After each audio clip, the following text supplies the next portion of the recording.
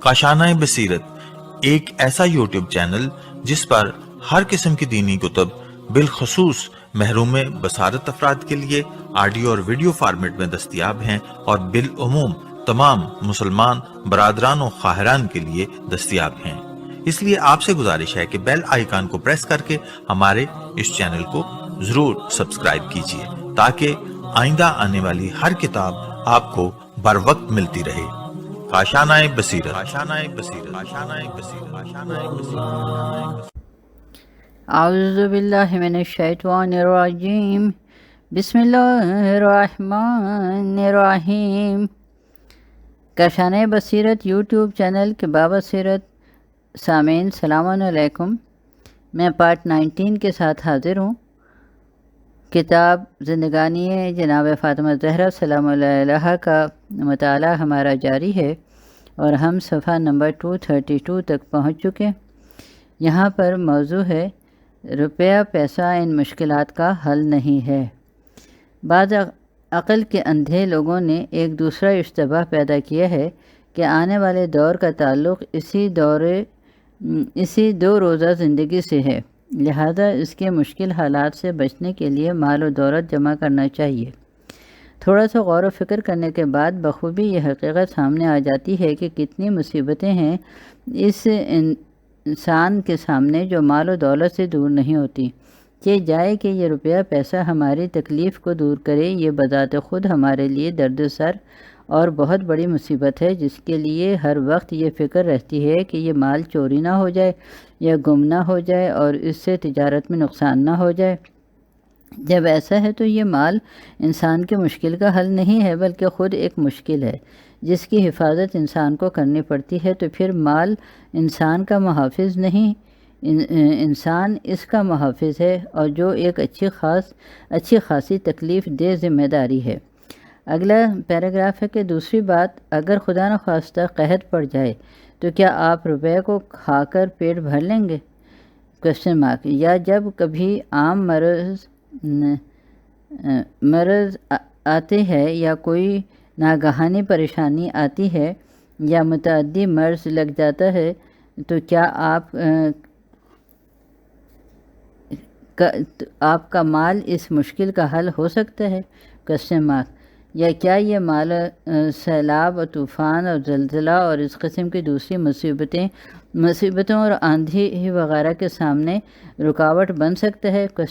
اور ان تمام سے بڑی مشکل موت ہے، تو کیا یہ مال اس کو روک سکتا ہے؟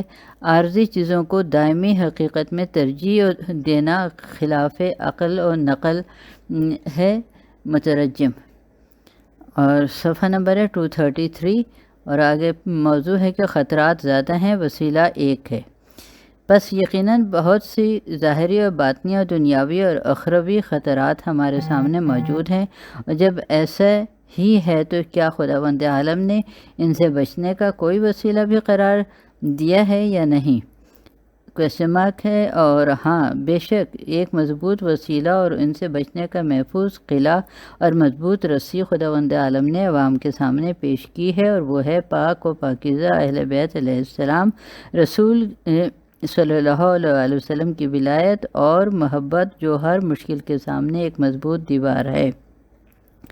اگلا پیراگراف ہے کہ لہٰذا جب بھی کوئی مشکل تمہارے سامنے ہو تو اس پاک گھرانے کے مقدس افراد کے دامن کو تھام لو، خداوند عالم ان کی برکت اور وسیلے سے آپ کی مدد فرمائیں گے اور تمہارا ہر کام درست ہو جائے گا، اور جو بھی حاجت ہو اس کے وسیلے سے طلب کرو۔ اگر وہ تمہاری حاجت تمہارے حق میں بہتر ہوگی تو اللہ تعالیٰ فوراً پوری کرے گا، اور اگر وہ تمہارے لیے بہتر نہ ہوگی تو اس حاجت براری سے آنے والی مصیبت سے خداوند عالم آپ کو محفوظ فرما لے گا، کیونکہ مصلحتوں کو وہ جانتا ہے، تم نہیں۔ اگلا صفحہ ہے 234 اور موضوع ہے کہ سکرات موت اور سختی خطر۔ دنیاوی امور اگرچہ آسان ہیں مگر شیطانی حملے اور شیطانی وسوسے سے انسان کی عاقبت تباہ کر دیتے ہیں، لہٰذا اگر تیری اہل بیت علیہ السلام رسول اللہ صلی اللہ علیہ وسلم سے محبت ہوگی تو خداوند عالم ان کے صدقے میں تیری حفاظت فرمائیں گے، جیسا کہ روایات میں ملتا ہے کہ انسان کے لیے امام زمانہ اجل اللہ تعالیٰ کی محتاجگی کا اہم ترین وقت موت ہے۔ یہاں اگر آپ ایک طرف دیکھیں تو جس دنیا سے آپ دل لگا چکے تھے اسے چھوڑنا پڑ رہا ہے، اور دوسری طرف آپ کے سامنے وہ پرخطر سفر ہے جس کے راستے سے آپ نہ واقف ہیں اور نہ ہی اس کا زیادہ راہ پاس ہے۔ اگلا پیراگراف ہے، لہٰذا جب یہ حقیقت ہے کہ آنے والا سفر اور اس کے حالات مشکل ترین ہیں تو چاہیے کہ اس دروازے پر سر تسلیم خم کیا جائے جہاں اللہ تعالیٰ کی رحمتیں تقسیم ہوتی ہیں اور انسان مشکلات اور مصیبتوں سے محفوظ ہو جاتا ہے، اور وہ یقیناً در اہل بیت رسول صلی اللہ علیہ وآلہ وسلم ہے۔ اگلا موضوع ہے کہ لہٰذا اہل بیت علیہ السلام کو ہر چیز سے زیادہ عزیز سمجھو۔ انسان کے لیے ضروری ہے کہ وہ اپنی جان و مال اور اولاد سے زیادہ محبت اہل بیت علیہ السلام سے کرے۔ اگر ایسا نہیں ہے تو پھر وہ انسان ابھی تک محبت ولایت اہل بیت علیہ السلام کے بارے میں غور و فکر کر رہا ہے۔ اس سلسلے میں گزشتہ رات 2 دفعہ ولایت فطری اور کسبی کی طرف اشارہ کیا ہے، اور یہ بھی عرض کیا ہے کہ اس محبت کی زیادتی کا سبب ایک تو حالات و صفات اہل بیت رسول صلی اللہ علیہ وآلہ وسلم میں غور و فکر کرنا ہے، اور دوسرا ان کے توسط سے جو نعمات الہیہ ہم پر نازل ہوتی ہیں ان کا شکر ادا کرنا ہے، اور تیسرا ان کی تابعداری اور اطاعت کرنا ہے۔ آج رات بھی میں ان ہی تینوں امور کی طرف آپ کی توجہ مبذول کرا کے کچھ وضاحت کرنا چاہتا ہوں۔ صفحہ نمبر 235 اور اگلا موضوع ہے کہ تدبر در صفات و افعال و اقوال۔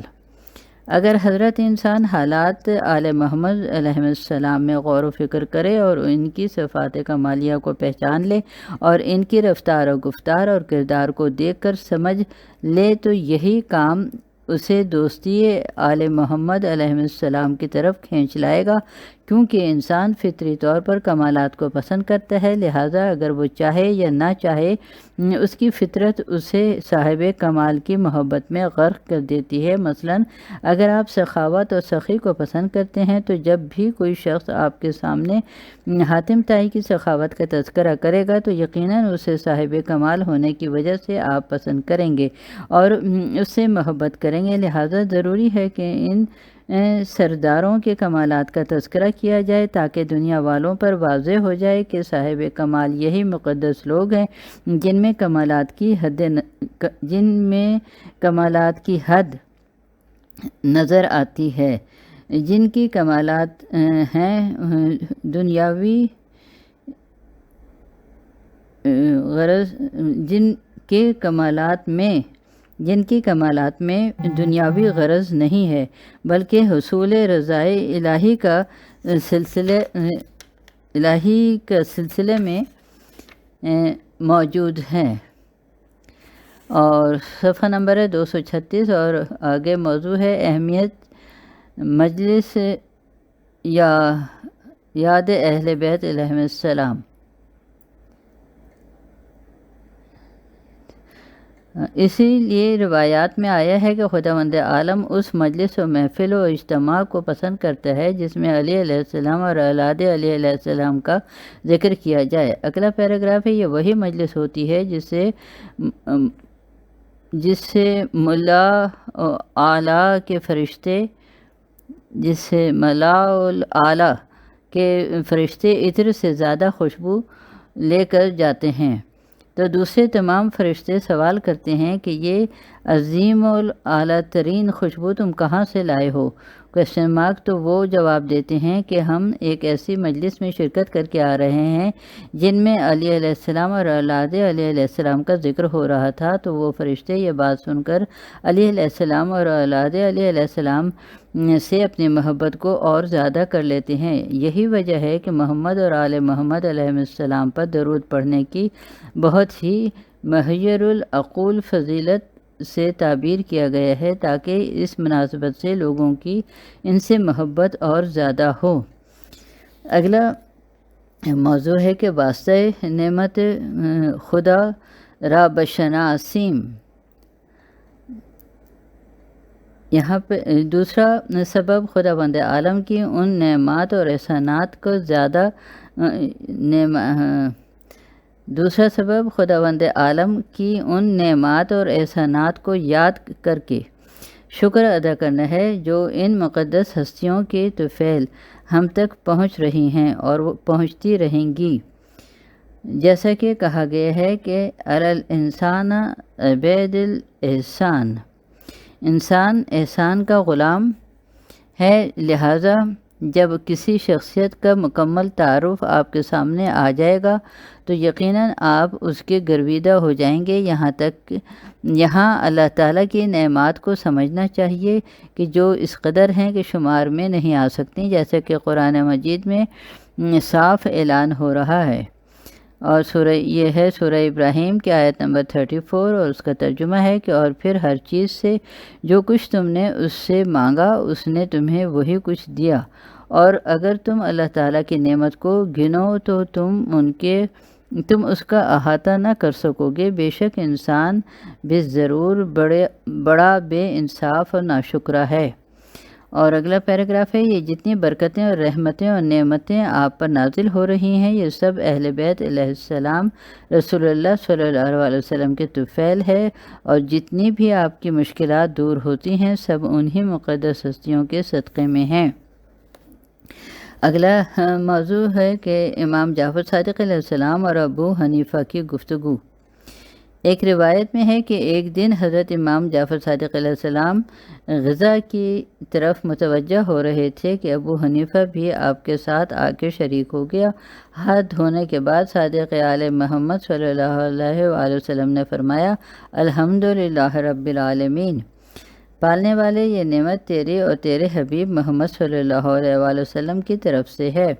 ابو حنیفہ یہ بات سن کر فوراً اور اچانک بول پڑا کہ یا جعفر، شرکت باللہ، کیا آپ نے نام خدا کے ساتھ نام محمد صلی اللہ علیہ وآلہ وسلم استعمال کر کے رسول کو خدا کا شریک ٹھہرایا ہے؟ صادق آل محمد صلی اللہ علیہ وآلہ وسلم نے جواب دیا کہ افسوس ہے تجھ پر اے ابو حنیفہ، کیا تو نے قرآن نہیں پڑھا جس میں اللہ تعالیٰ فرماتا ہے، اور یہ سورہ توبہ کی آیت نمبر 74 ہے، اور اس کا ترجمہ کہ اور وہ نہیں بگڑے مگر اس بات پر کہ اللہ تعالیٰ اور اس کے رسول نے انہیں اپنے فضل سے غنی کر دیا۔ اور دوسرے مقام پر فرمایا، اور یہ ہے اسی سورہ کے یہ دوسرے مقام ہے کہ 59 آیت نمبر 59 میں، اور کاش وہ اس پر راضی ہو جاتے جو اللہ تعالیٰ اور اس کے رسول نے انہیں دیا تھا، اور یہ کہتے کہ ہمارے لیے تو اللہ تعالیٰ ہی کافی ہے، ان قریب اللہ تعالیٰ اور اس کا رسول ہم کو اپنے فضل سے دے گا۔ اگلا پیراگراف ہے کہ ان آیات میں اللہ تعالیٰ نے جب اپنے نام کے ساتھ رسول کا نام لے کر فرمایا ہے کہ میرا فیض اس رسول کی شفاعت اور توسط سے جاری ہوتا ہے، تو اس حکم الہی پر اے ابو حنیفہ تم کو اعتراض ہے؟ ابو حنیفہ اپنا سوال واپس لیتے ہوئے کہنے لگا، خدا کی قسم گویا کہ میں نے ان دونوں آیات کو پڑھا ہی نہیں تھا۔ اور یہ لیا گیا ہے دارالسلام نوری صفحہ نمبر 101 سے۔ اور اگلا صفحہ ہے 239، اور یہاں پہ موضوع ہے کہ فقرات زیارت جامعہ۔ آپ دعا میں پڑھتے ہیں کہ، اور یہ ترجمہ ہے اس کا کہ وجود امام علیہ السلام کی برکت کی وجہ سے تمام مخلوق کو روزی ملتی ہے اور زمین و آسمان اپنی اپنی جگہ پر قائم ہیں۔ اور عربی اس کی یہ ہے کہ وہ بکم یمسک السماء وان تقع علی الارض الا باذنہ۔ تو اس موضوع میں اچھی طرح ریسرچ کرو اور زیارت جامعہ میں خوب غور و فکر کرو تاکہ تم کو معلوم ہو جائے کہ کائنات میں جو کچھ ہے آل محمد علیہ السلام کی برکت سے ہی ہے۔ اے آل محمد علیہ السلام، آپ ہی کی برکت سے باران رحمت اور بے حساب نعمت الہی کا نزول ہوتا ہے، اور آپ کے مقدس وجود کی برکت سے ہی برائیاں ہم سے دور ہوتی ہیں۔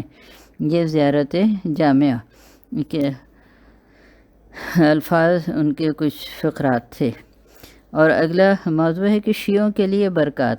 اس موضوع میں ایک چیز جو غور طلب ہے وہ یہ ہے کہ اس مقدس گھرانے کے توسل، واسطہ اور برکات سے ان کے شیعوں کو بہت سے فائدے پہنچے ہیں۔ ابتدائی اسلام سے لے کر آج تک ہر دور میں لاکھوں افراد ایسے ہیں جنہوں نے ان بزرگواروں کے معجزات و کرامات کو ملاحظہ فرمایا ہے۔ کتنے مریض ہیں جن کو اس دروازے سے شفا ملی ہے، کتنی مشکلات ہیں جن کو خداوند عالم نے ان کے توسط سے آسان کر دیا ہے، کتنے لوگ ہیں جن کو ہلاکت سے ان کی محبت میں نجات نصیب ہوئی ہے، اور ہزاروں لاکھوں معجزات ہیں جو کتب ہائے تواریخ و احادیث میں موجود ہیں۔ کتابیں ان واقعات سے بھری پڑی ہیں۔ گزشتہ رات میں نے ایسی ہی ایک داستان توسل کو ذکر کیا ہے جو ام الایمن اور جناب زہرا سے متعلق تھی۔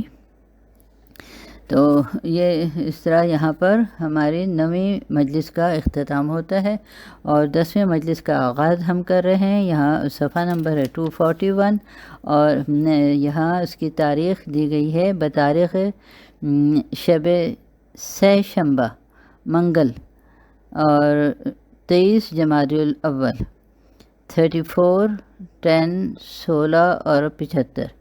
بسم اللہ الرحمن الرحیم۔ اور پھر وہی آیت ہے سورہ شورا کی 23ویں کہ قُل لا اسألکم علیہ اجرا الا المودۃ فی القربہ، اور اس کے تحت موضوع ہے کہ محبت سے دیو حور بن جاتا ہے۔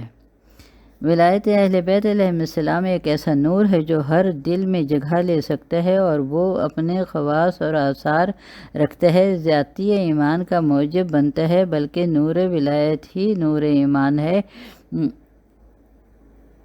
ملکات فاضلہ خود بخود اس میں پیدا ہو جاتے ہیں، یعنی اسے حاصل کرنے کے لیے ریاضت و محنت اور مشقت کی احتیاج ختم ہو جاتی ہے، اور اس کے حالات بدل جاتے ہیں، کیونکہ محبت ایک ایسی شے ہے جو دیو کو بھی حور بنا دیتی ہے۔ لہذا کسی بھی شخص کی محبت اس کے سابقہ حالات کو بدل کر رکھ دیتی ہے، کیونکہ محبوب کے کمالات و صفات محب کے قلبی آئینہ میں جلوہ نما ہو جاتے ہیں، یہاں تک کہ محبت اپنے محبوب کی دوسری شکل بن جاتی ہے۔ البتہ یہ تبدیلی مطابق طاقت محب ہوتی ہے، یعنی جس حساب سے محبت ہوگی اسی حساب سے تبدیلی آئے گی۔ صفحہ نمبر ہے 242، اور اگلا پیراگراف ہے کہ محبت ہی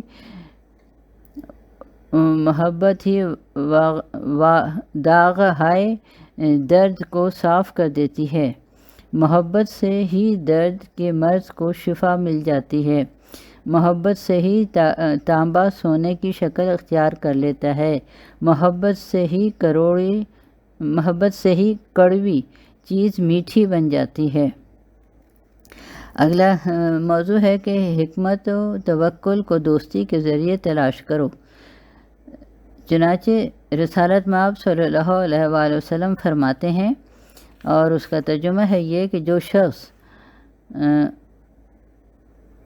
حکمت کو سمجھنا چاہتا ہے، یعنی وہ ابتدائی تخلیق اور حقیقت اشیاء کے رازوں کو جاننا چاہتا ہے، بس اسے چاہیے کہ میری اہل بیت سے محبت کرے اور اس حقیقت کے ساتھ اس کے فنا اور زوال کو سمجھے، اور آخرت کی حقیقت کے ساتھ اس کی بقا اور دوام کو دیکھے۔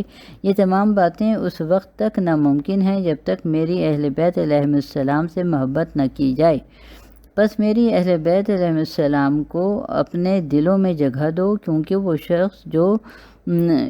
جو شخص ان سے محبت کرے گا اس کے دل میں اس محبت کی وجہ سے ایک نور پیدا ہوگا، اور جو اس کو مرکز انوار کے ساتھ ملا دے گا، اور تمام حقائق واضح ہو جائیں گے اور کوئی چیز بھی پوشیدہ نہ رہے گی۔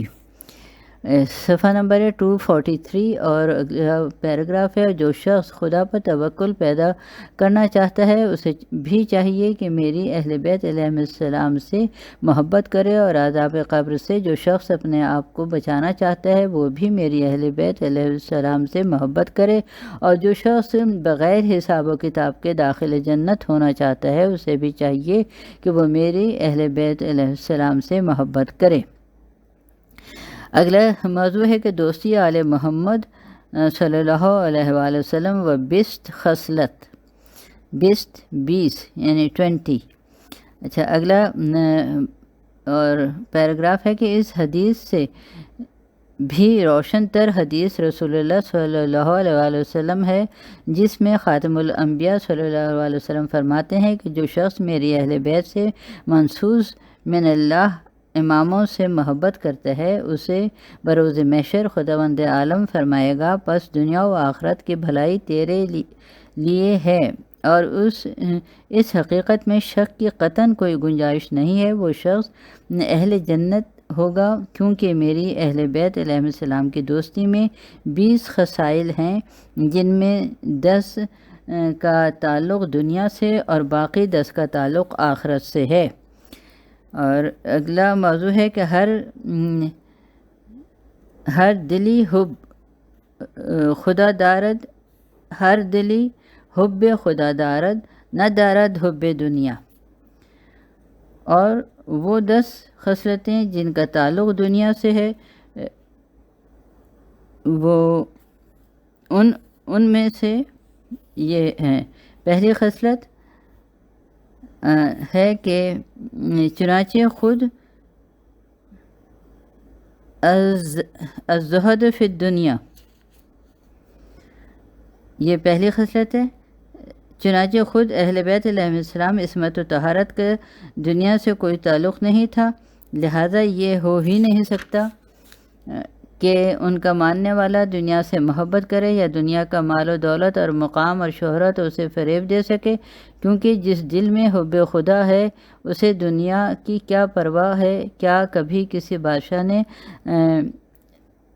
لاشائے سردار کی طرف نظر کی ہے؟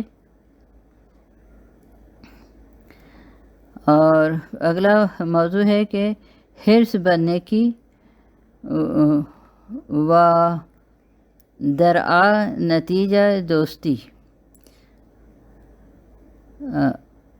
دوسری خصلت جو ہے وہ ہے والحرص علی العمل الصالح، کہ وہ عمل صالح کے سلسلے میں حریص ہیں، کیونکہ دنیا دار مال جمع کرنے میں حریص ہیں اور یہ لوگ اعمال خیر کے لیے حریص ہیں۔ ان میں سے جو بھی جتنی نماز پڑھ لے دل مطمئن نہیں ہوتا، کیونکہ وہ چاہتا ہے کہ کاش اس سے زیادہ پڑھی جاتی، اور جب وہ راہ خدا میں جتنا زیادہ سے زیادہ خرچ کر لیتے ہیں پھر بھی ان کا دل چاہتا ہے کہ اور خرچ کیا جائے۔ تیسری خصلت ہے کہ والورع فی الدین، یعنی محبت اہل بیت علیہ السلام کے اثرات سے ایک پرہیزگاری